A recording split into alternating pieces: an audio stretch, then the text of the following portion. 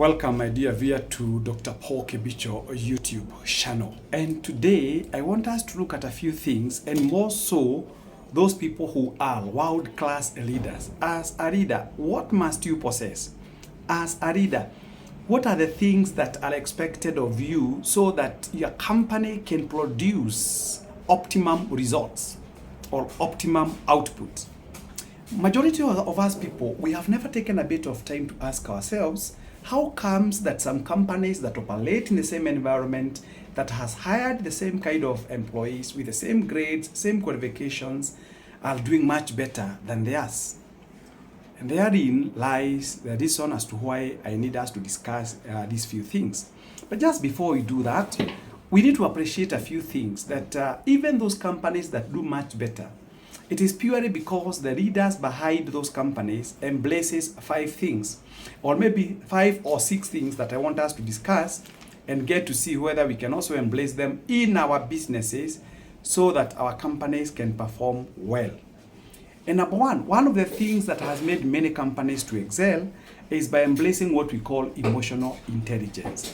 Emotional intelligence basically means that they are not only in tune with their own emotions, that those good people who perform well in their organizations, that makes them to become unique, they do not just listen to their own emotions, but they get also plugged into other people's emotions. So that one means that whatever people go through, you are also able to realize that they are human beings, and whatever challenges they go through, you are also likely to go through the same challenges. But the difference is, with this particular exceptional leader, you also put yourself into their shoes, and therefore you can understand the kind of challenges they go through, and you offer solutions where possible. So emotional intelligence is key when it comes to becoming a top world person or a top world leader. What about honesty?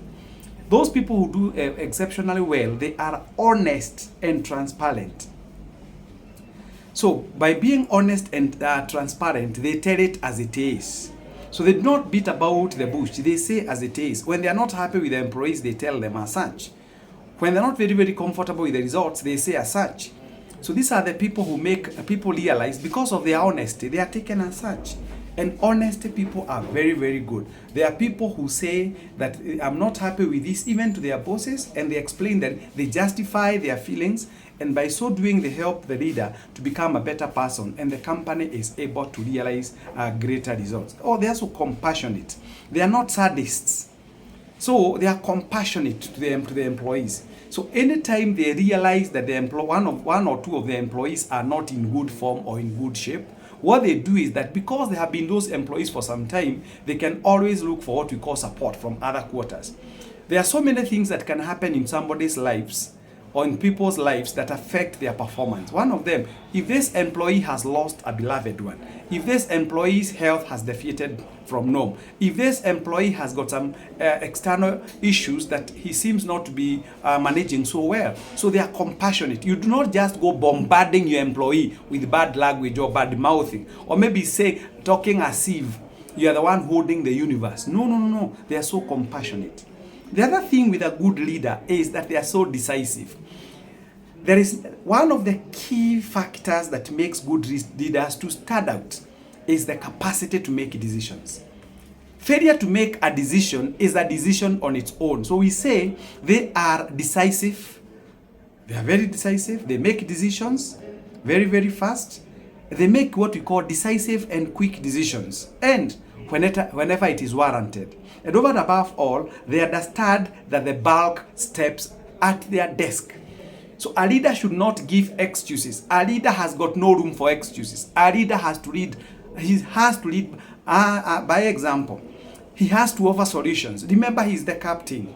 Now, tell me what would happen in an aircraft if the pilot comes and tells the passengers, I don't know what to do. Then where do you leave your passengers? Where do you leave your passengers, for that matter? So it's up to you as the captain to become a good decision maker. A good decision maker basically steers the company through turbulent times. He's able to maneuver situations and come up with what we call a solution to the people that he leads. So decisiveness is key. A good leader makes decisions. Dedicated. A good leader, I'm telling you, is one of the hardest workers. He reports at work. We are talking about dedication. He reports at work on time. He's the first one to arrive and the last one to leave the office, unless circumstances dictate otherwise. So a good leader comes to the office, if it is possible, at 5:30 a.m. in the morning. He's able to organize his diary. He's able to organize his plans for the day, so that even the people that he leads, they'll feel shy to come to the office late. And at the same time, a good leader does not leave the office earlier. He's the last one to leave the office, having fulfilled his mandate and having given guidance and set what we call the climate of work in the institution. Then a good leader is responsive. Responsive. What does that one mean? Good leaders know that things keep on changing. Circumstances keep on changing. So they are responsive to what we call those changes that actually come across, or that he or she comes across in his organization. There is no single organization in the world that is static.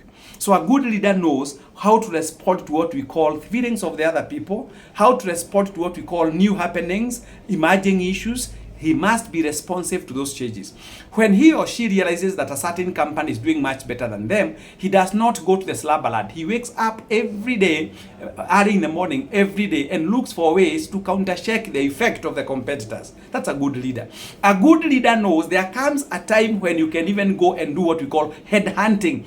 Headhunting basically means you go looking for those employees who are making other institutions maybe become better. And so you can be able to bring them on board, and you tap on their expertise and competencies.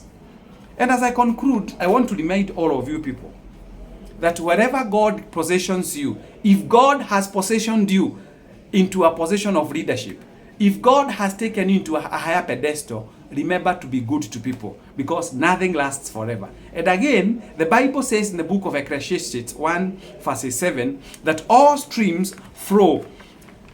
Ecclesiastes chapter 1 verse 7, all streams flow into the sea, yet the sea is never full. Meaning that even if you occupy that particular office, you will not be there forever. So be good to people, because even before you came, somebody else sat in that particular docket that you are in. So the best thing is to appreciate, to be humble, be a person full of humility, and know that God has put you there for a purpose. This man says, all streams flow into the sea, yet the sea is never full. To the place the streams come from, they return again. Just like the Bible says, ashes we came from, and ashes we shall go back to. All things are wearisome, and more than one can say. The eye has enough of seeing, nor the ear it's full of hearing. Whatever has been will be again. Whatever has been will be again. What has been done will be done again, because there is nothing new under the sun. Let's learn to respect those people in the office. After all, the Bible says in the book of Romans chapter 13, respect those in authority. Be good to people, because whatever you are doing has been done by another person. There is nothing new under the sun. It is good to be a person who is kind to other people. Be gentle, and remember that God has put you there for a purpose. May God bless you as you struggle, so as you steer your ship to becoming one of the most respected leaders at your jurisdiction or in your jurisdiction. May God bless you. Always a blessing talking to you. Shalom, shalom, shalom.